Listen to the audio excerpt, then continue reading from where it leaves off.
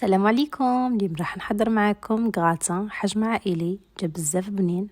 ديروا حفظ الوصفه، تحتاجوا هاد الوصفات رمضان ان شاء الله، لا كاش نهار تشهيتوا حاجه بنينه.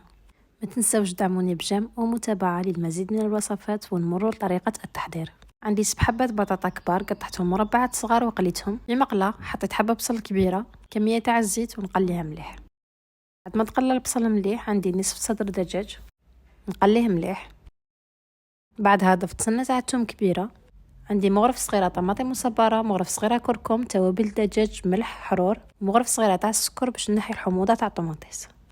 بعدها نضيف حبه طوماطيس كبيره منقيه ومرابيه نقليها غايه.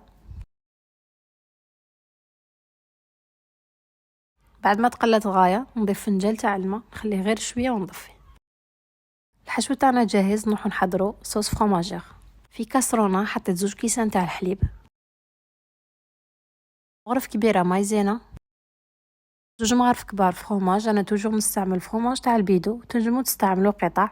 الرشه تاع الملح ونحطها فوق الفرن، تبقاو غير تحركوا حتى طيب. بغيها ثقيله بزاف يحط 2 مغارف كبار تاع مايزينا. عندي بلاط تاع 30 على 40، حطيت البطاطا اللي كنت قليتها ستفتها كامل ونحط الحشو في طبقه ثانيه. زيد نحط صوص فرomاجير، نحط فرomاج غابي وندخله يتحمر. هذا هو الشكل تاع الغراتان بعد ما خرجته مباشره من الفرن.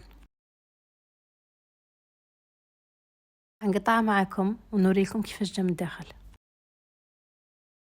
جا بزاف بنين ويشهي كما راه موضح قدامكم في الفيديو. نتمنى تجربوه وتخلوا لي رايكم في التعليقات. كملوا الفيديو حتى الاخير وما تنساوش دعموني بجيم او متابعه وديروا حفظ للوصفات تحتاجوها.